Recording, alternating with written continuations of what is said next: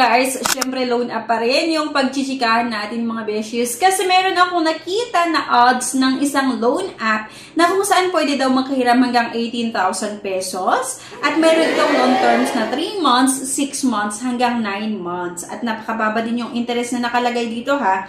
Kasi as low as 0.05% nga lang daw. Kaya i-check natin. And syempre, out of curiosity na naman, di-download ko yung loan app na ito. Kung i-download ko yung app nila, pwedeng makahiram hanggang 60,000 pesos. At napakabilis nga daw din yung pag-process nga nito ng ating loan application. Ay, bukan ko na utangan. Pero bago ang lahat, ay kung gusto mong manalo ng isang cellphone, mag-subscribe ka na nga po para makasali ka sa ating monthly pa-cellphone giveaways na ini-announce ko po every 25th of the month.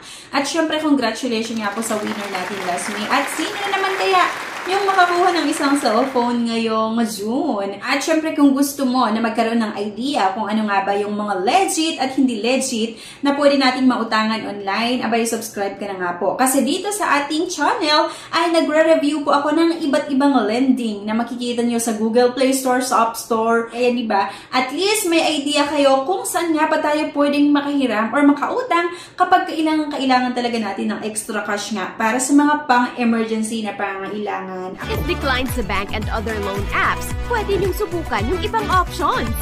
See the links sa description at sa comment section below. Click the link and apply. Disclaimer, try or apply at your own risk. So ito na nga, ang loan app na naman na ito ay credit card. Ito ng Wing of Integrity Lending Corp. Nung nabasa ko itong Wing of Integrity Lending Corp, naalala ko yung isang loan app na na-download ko sa Google Play Store. Yung Easy Borrow, under nga daw po ito ng Wing of Integrity Lending Corp.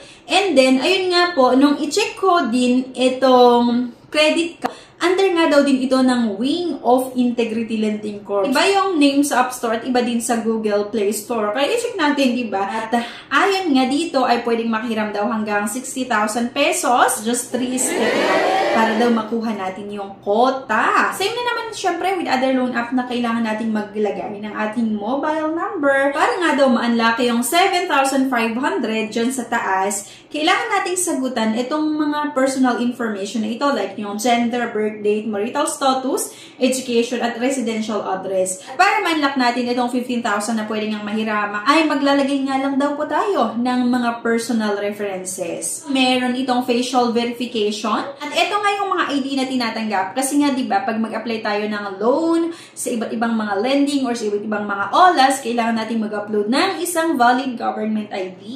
So, UMID, passport, TIN ID, driver's license, yung SSS ID, at yung postal ID nga daw. Na-unlock nga daw po natin yung 30,000 pesos na pwedeng mahiram. At para ma-unlock nga natin, itong 60,000 pesos, kailangan lang natin masagutan itong occupation, yung monthly income, pay period, email, yung company name, company phone, company address. Pwede nga nating matanggap yung loan proceeds via Mlulier, GCash Coins, Paymaya, at RD Phone Shop. So, naloka ako dito mga beshies kasi diba, from 18,000 yung odds nila, then nung dinownload ko yung app, naging 60,000 nga daw yung pwedeng mahiram kasi yun nga po yung pambungad nila. Ngayon, sa dulo ng aking loan application, ay pwede nga daw lang akong makahiram hanggang 10,000 pesos. May nakalagay dito na 91 days na loan terms, interest 364, at actual amount received 10,000 daw, at repayment amount ay 10,364. Diba? So, kung ito yung pagbabasehan natin, parang okay siya utangan kasi interest lang ay 365, diba? Ang matatanggap nga daw ay buo na 10,000 at repayment amount ay 10,364 lang. Pero i-check natin kung totoo ba ito. Pero dito nga mga beses sa last part ay mag-antay daw ako ng 45 minutes. Congratulations on your successful application.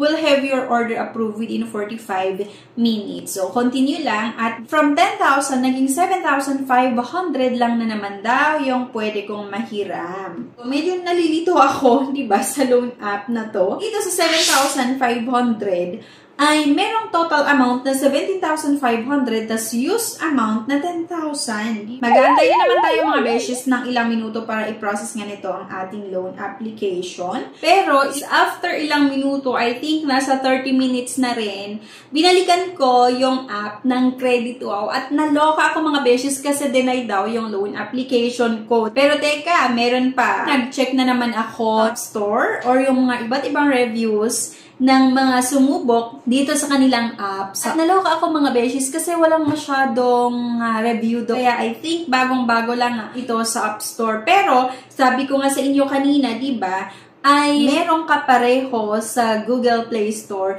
yung Easy Borrow nga na pareho itong under ng Wing of Integrity Lending. And kung napanood nyo yung reviews ko doon sa Easy Borrow, ay hindi maganda. Okay, napakataas yung interest, yung processing fees, yung reviews ng iba't ibang sumubok sa Easy Borrow ay hindi maganda. So, I conclude, same lang din dito sa Credit-Wow, yung Easy Borrow. Kasi diba pareho itong under ng Wing of Integrity Lending. Para sa akin, hindi rin siya na naman maganda utangan. Kasi diba, na-decline nga din yung loan application ko at nung i-check ko yung apila, wala pang masyadong sumubok sa loan app na ito. At wala pa akong nakita na nagsabi na na-aprobahan ng kanilang loan application. Yun lang mga beshes, hindi man na-aprobahan yung loan application ko, at least diba, nalaman natin or nakita nyo kung ano nga ba yung possible na ma-encounter nyo, na ma-experience nyo sa loan app na ito, at sa same lang yung feature ng app nila doon sa Easy Borrow na makikita sa Google Play Store na under din po ng Wing of Integrity Lending Corp. So anyway, thank you for watching. Please don't forget to click the subscribe button. Sana like na din